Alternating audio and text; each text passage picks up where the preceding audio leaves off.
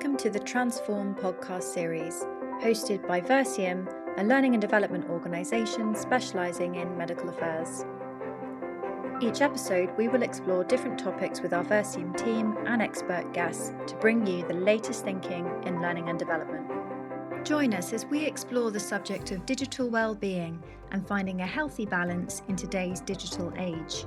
Hello and welcome to this edition of the Vercium podcast. And today I have with me my friend, colleague, coach and facilitator, Mathilde Barbier, who's also a well-being and digital well-being expert. So Mathilde, it's lovely to have you. Very nice to see you today. Thank you for having me. Thank you. So I think probably the question at the forefront of our listeners' minds is, what is digital well-being? Why is it a thing, and why do we need to pay attention to it? Okay, digital well-being is about looking at how we use our technology, all of the technology, and in a way that supports our health, well-being, and productivity.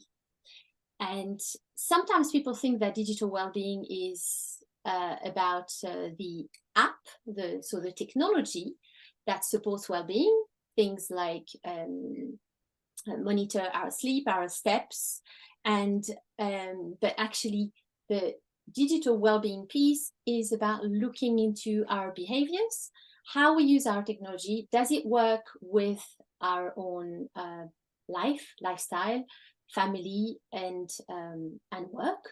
And it's going to be very different and very unique for every single one of us. And what digital well-being is it's not about doing a detox and taking your technology away and going cold turkey on your phone or anything like that. So it's about it's about self-awareness, being aware on how we use technology, understanding a bit more what impact it can have on our body, on our brain, and then make little changes that can support us. Okay, so let me see if I've understood this correctly. That there is a spectrum of utilization of digital assets that we can use to enhance our well-being, such as you get the sleep apps, you get the pedometers and so on and so forth. But there are also things where we can create a dependency on things, and they kind of almost start dictating to us what we should be doing. And we set up these behaviors that seem great and well-intended at the outset, but over time, we may not be using them in a way that suits the overall picture of our lives, even though it's great for that particular aspect for a certain time period. It might not be serving us in the long run. Is that what you mean? Yes, because it might take us away from, we might rely on technology more than on our own body, on our own needs. Okay. We might be so focused on being on a call and being on back-to-back video conferencing that we forget that our eyes might need a pause, and they need a bit of a break, because they might get so that's a physical aspect, but they might get dry, and we need to look away and give it a rest. We need to look in a distance. So there are different things that, as we get carried away, our body has to make the effort, and we don't really listen to it. So you're saying eyes look away. Is that because if we keep looking at a screen for too long, our eyes get dry, or they don't focus at different distances, and that causes a problem or something? Yes, and there's something called the zoom fatigue. So we are spending the different elements of it, but one of it is definitely the distance we have with the screen, and also looking at that. I'm looking at you right now, and if I look away, I feel that it might not be appropriate, so I keep staring. But if we were in a room face to face, we wouldn't be staring at each other in the eye like that constantly. So what impact does that have on us? But the fact that we're doing that, does it cause a health problem or a mental problem? What's the problem associated to that behavior that's being driven by technology? There's some data around the fact that by 2050, a huge percentage of the population is predicted globally to be myopic, so short-sighted. Wow. Sorry, half of the population. Half, yeah. Yeah. So some of the small things we can do is when we are staring, because at the moment it's a computer, but it's also when we look at our phones. We actually look at our phones very close. So our eyes, we need to restore this by looking away, giving that distance, checking the horizon. I'm finding myself as you speak looking beyond the top of the computer and looking out to the trees. And so there's a first tip, which is the 20-20-20 rule. So every 20 minutes, look away from the screen at about 20 meters for 20 seconds. Right. Okay. And there's some data, there's some science behind that which says that has a positive effect on the eye muscles, or it on the eye muscles and on the adjustment, being away from the light. And really, if you think about from an evolutionary point of view, we never really had to look at something for so close, so intensely. There's also the blue light, the effect from the screen, which has an impact on our circadian clock, which is I've heard that. That tells us when when it's time to be awake and alert, and when it's time to go to sleep, to have light in the evening. So those when we are on calls or we use our phone in the evening, that also disrupts our internal clock, because our body is amazing and is finely tuned, but it hasn't evolved as quickly as technology. Our body hasn't adapted the same way. That's for the eyes, but there's also the brain and our attention. So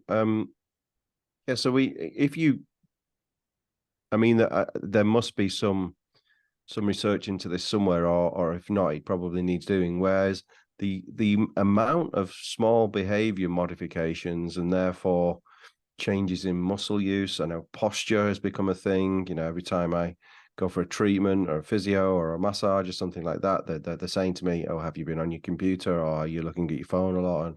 And it impacts the neck, which therefore impacts everything further down the back, which then changes a lot of things about how I feel about exercising, because I might be stiff or in pain. And so we've spoke about the eyes, and what else is there? What are the big hitters in terms of detrimental effects of not managing our digital assets and integration? Multitasking. So we think that by multitasking, we are being there is that assumption that by being multitasking, we are doing more, we're working more, we're being more efficient, and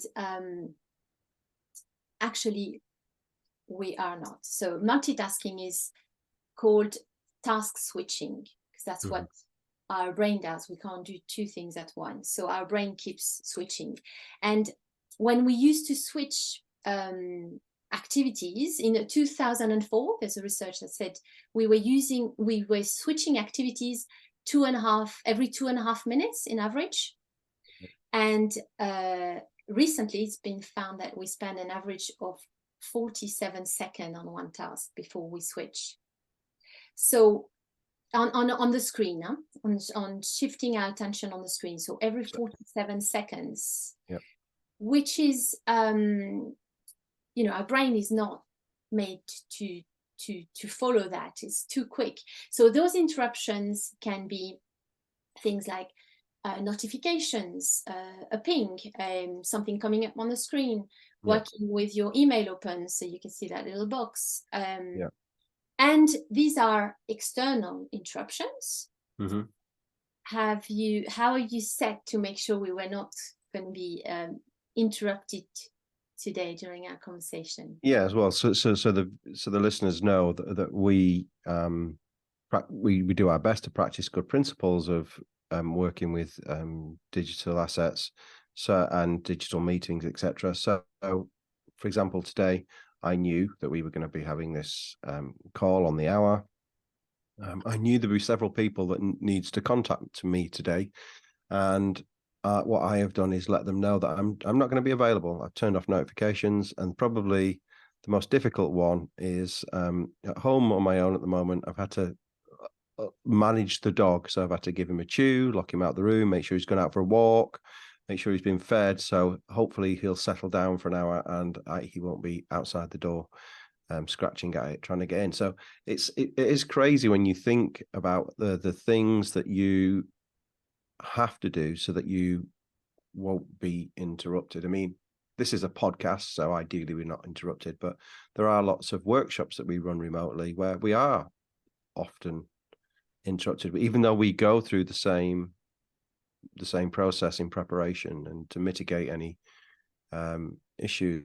But yeah, it's even as you ask me the question, I'm thinking, if I was to meet you face to face, I'd just drive and meet you there, and I wouldn't have to turn my phone off and we just have a conversation. But so there is quite a lot of prep and behaviors going into just having a a one-on-one meeting with you remotely. Yeah, those are the things I would do anyway. But actually also in person, if we were having that meeting in person, if we have the phone on the table near us, in between us, our brain is actually being distracted by that. So even if you put your phone on airplane mode or on silent, and it's on the desk or near us when we're having conversation, part of our brain is still being tuned into what might be coming up, what am I missing out on, should I check it? And it's called the brain drain. It's a really interesting piece of research that shows that by the piece of research was conducted that a group of people were being given some cognitively demanding tasks, and they had to do different types of puzzles, and there were different groups. Some groups had their phone on the table, some on or off or in the bag or outside the room. And the group that had their phone outside the room were the ones that were performing better on those tasks by large.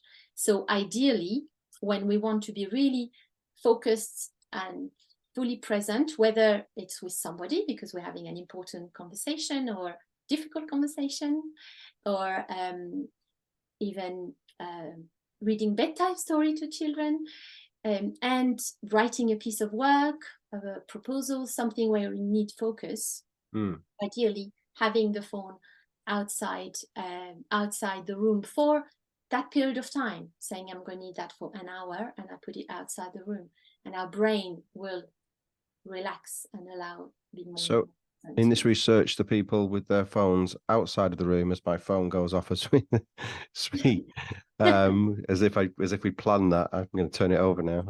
The one thing I hadn't done is taken the phone out of the room. So in this study, the people that had their phones outside the room performed better. Significantly better. They had better focus. Even if your phone was on silent or on airplane mode. So airplane mode is when it's not powered off, but you don't have anything accessing it on your desk. Still, part of the brain was still waiting, and it's like a pull. It's like a subconscious dependency, isn't it? Already. Yeah. So definitely that multitasking has a cognitive cost on us. So there's two things there around focus, isn't there? There's two big hitting things. So first of all, if you look at all the creative arts that need deep focus or analytical or research, anything of high quality that needs some expertise and depth of thought, is going to be harder to do potentially because of our increasing dependency on technology. Although, like you said at the beginning, it's not all bad, because I mean, I use focus music. I get focus music that's coming out of my computer while I'm doing work, which helps. But again, I was interrupted a moment ago, and I'm not even aware that I brought my phone into the room, which is ridiculous, considering all the other things I've done to prepare to make sure we were as uninterrupted as possible. So, has there been any examples of what best practice, what people can do to enhance their awareness of some of the behaviors where they're becoming too integrated, less productive with because of their integration into technology? So first, I just want to bring a little add something when we were talking about the multitasking and the cognitive effect. And one of the things we really need is to have some downtime, the downtime away from the technology, to allow our brain to our executive attention to replenish. So some of the things we need to do is definitely to step away, separate ourselves from our technology for some time. One of the great there's some research on that. One of the great way to restore our attention, the fastest and most efficient, is to step out in nature. To step outside, even if it's for 10 minutes, but to reset and do that 20-20-20 exercise, like I mentioned, but just to step outside and immerse yourself in nature. Now, if you don't have nature close to you, you can tap into nature that you have at home. Plants, if we have plants around the house. So go and spend a bit of time focusing, looking, and tuning into that. Can I, sorry, use the 20-20-20? Could you just explain that again? Maybe I missed that, but 20 minutes in nature, what's the... Yes, and so the 20-20-20 was initially when we were talking about the eyes. It's about looking away for every 20 minutes, look away from the screen, 20 meters away for 20 seconds. Okay. 20 meters away. And that's a yes, 20 meters away, 20 seconds every 20 minutes, ideally, when we have screen time. 20 meters away for 20 seconds every 20 minutes. Okay, that's very useful. I think our listeners could find that valuable. And is there any science behind that, or is that just something that someone's put together as a model to help people get back to nature, get back to basics?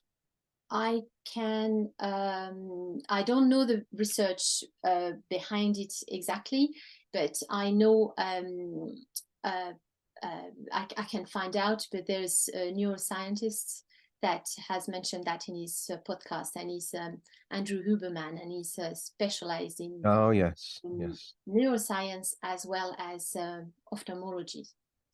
So it's got a lot of great tips on how to best support our attention and our eyesight in the time. I like Andrew Huberman. He looks at things through a different lens from most people. He's very innovative. He's on Joe Rogan and Concrete and other podcasts. So and he has his own podcast. So I'm sure if our listeners Google that, they might be able to find it. Sorry, go ahead. To come back to what you were saying before on how people know that they need to step away, and that's the tricky bit, because once we are always on, we are on, and we don't realize that we need to be off, or to switch off, or to step back. So especially in the last 2 years, the average work day has increased by 2 hours, which is very subtle, because people might not have noticed that they work 2 hours extra. Is that because of digital? Is that because what's that got to do? Working remotely. It's since the pandemic, when people were, there's no more commute. A lot of people work from home. So you think, I work from home, I can save from my commute. But actually, people are using that time very often to work a bit earlier or work a bit later. And then maybe for people who are not aware of those behavior, if you think about, where is your phone at night when you go to bed, Lee? Where is your phone? Bedside table. Bedside. I know it shouldn't be there, but it's just a habit. It's not about it shouldn't be. It's just 80% of people have their phone in the bedroom. And if you think about that brain drain part that we were talking about, with having our phone present there, that part of our brain is not resting fully. There's people waking up in the middle of the night checking messages, or being woken up by messages because their notifications are not switched off.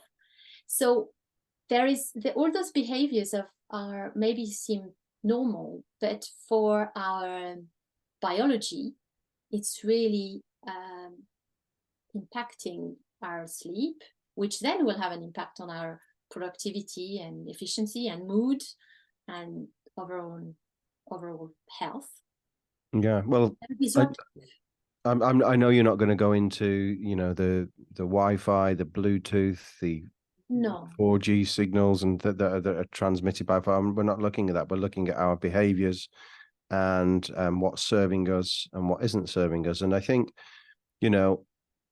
just getting into bed with your partner, and I noticed that we both go on our phones, and the first thing you do in the morning is often go on the phones, and and sometimes I'm become consciously aware of that, and it almost saddens me, but it's also hard to stop, because there is a dependency on the amount of information that comes through that small screen that helps you set up the day. And when that's not there, it does feel like there is an increase in not necessarily intimacy, but contact and well-being in terms of conversations, awareness, interacting with the external world, the dog. And do you know something, Mathilde? When we pick up our phones and we're on them for too long, our dog gets upset and tries to knock them out of our hand with his nose. That's amazing. This is very, very clever, because he needs our attention. He needs your attention. You can see he's not getting that eye contact. Yeah. And you can see your hands are busy with the touch is going to the device. And it's actually, there's some research as well showing that our devices are,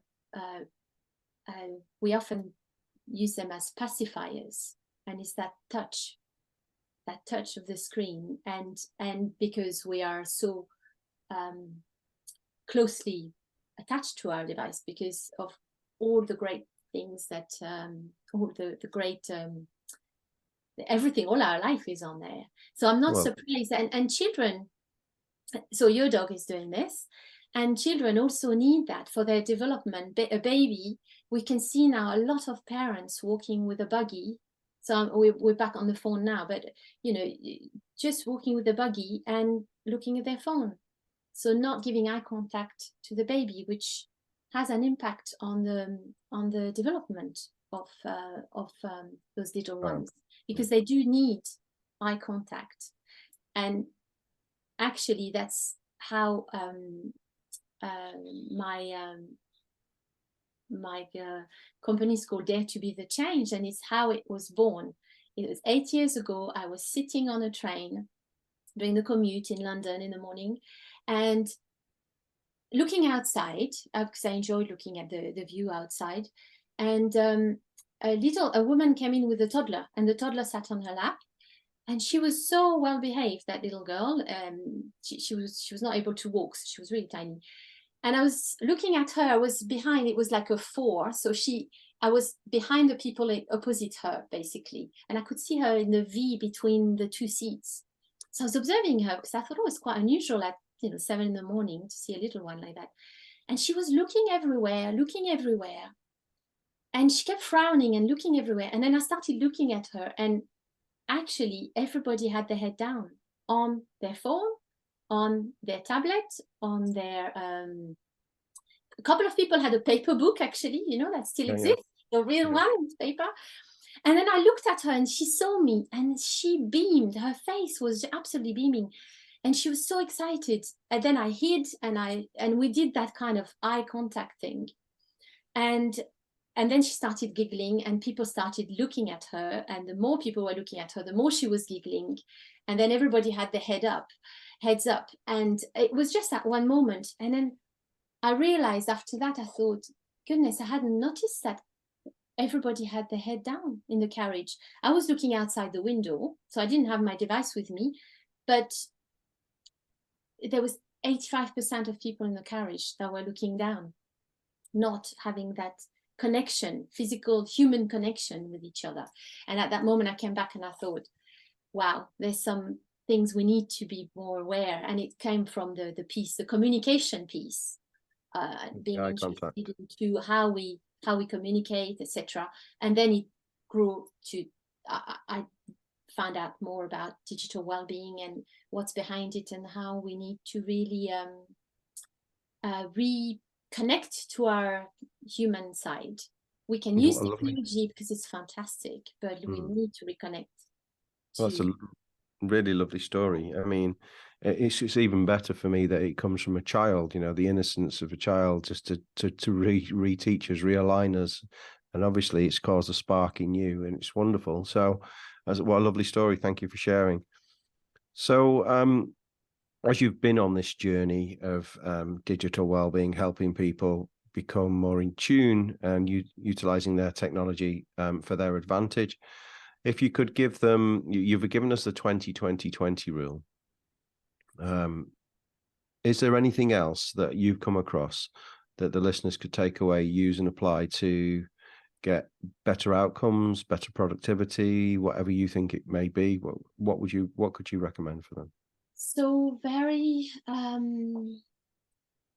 so the 20-20-20 for the eyes, then to definitely take breaks. So if your work is, your diary is really full and you have webinar after webinar, or you have meetings after meeting, make sure that in between you allow at least a 5-minute break to stand up and move, to get that action, because you were talking about the posture, the pandemic posture we talk about with all this problem with the back, etc. But for our attention, there is definitely switching off notifications, and choose which notifications we want on or off. Very often our system come with all the notifications activated by default, but actually whether it's our phone or our computer, we can choose to suspend those notifications and maybe keep them on just for the emergency number we want, or that or if we have emails coming in, at least we don't have that banner saying there's a new email.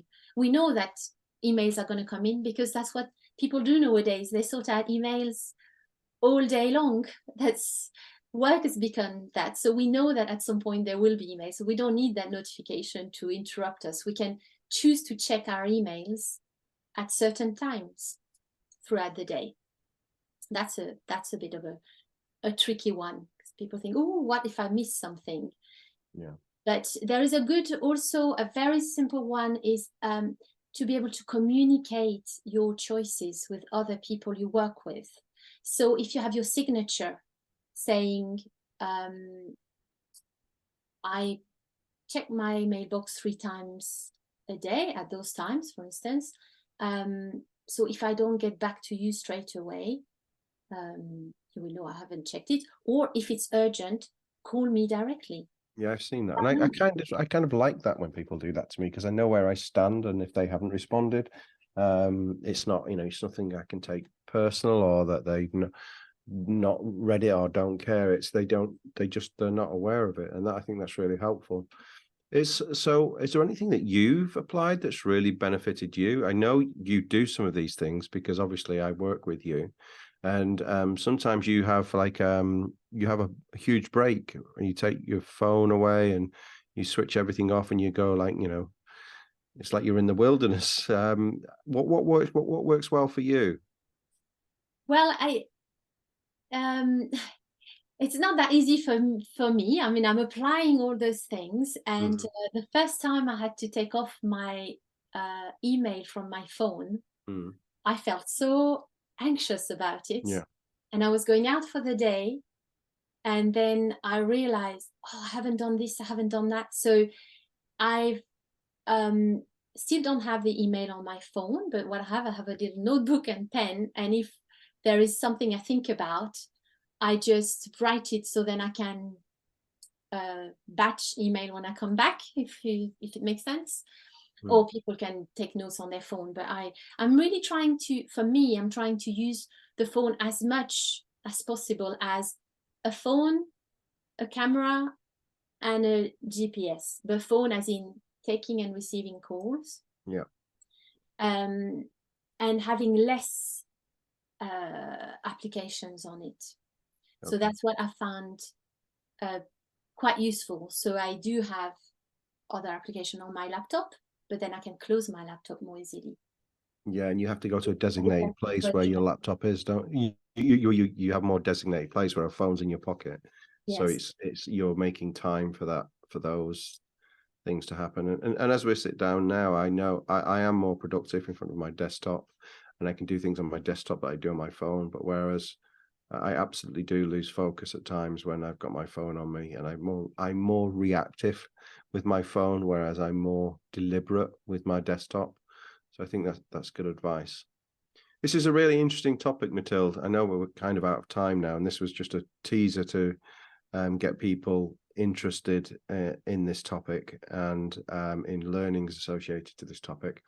I think for me, the takeaway message is that we've kind of, I was going to say stumbled, but stumbled isn't the right word. We've virtually sprinted down a rabbit hole of technology in the last 20, 25 years in terms of how much it's altered our lives, how much it's altered our behavior, our mindset, our physiology, our psychology. Some of the things you were mentioning about, attention span, I think that is modifying us as a being, as a human being. Our attention spans are dropping all the time, and that's increasing. So technology is already evolving us. We're parts, you could say we're cyborgs already to some extent. And I think having this awareness and knowing more about this is something that's going to be valuable to myself and to our listeners. So I think we could explore some of these particular aspects even further down the line. And what we'll do is, if you've got any of that research and some links, what we can do is we can pop it in the on the YouTube channel and on the Spotify channel, and people can maybe click on them links. So thanks, Mathilde. Thank you for sharing and some of your lovely stories as well. And it's been a pleasure having you. And I hope we speak again very soon. Thank you so much. It was a pleasure being here. See you next time. Thanks. I'm off to walk in the garden now. Great. Now you can look away. Yeah. Without your phone, possibly. Yeah, walk away and look around. Okay. All right. Take care. Thank you very much. Bye. Bye-bye. Thank you for listening to this episode. If you found it useful, please consider sharing with a colleague.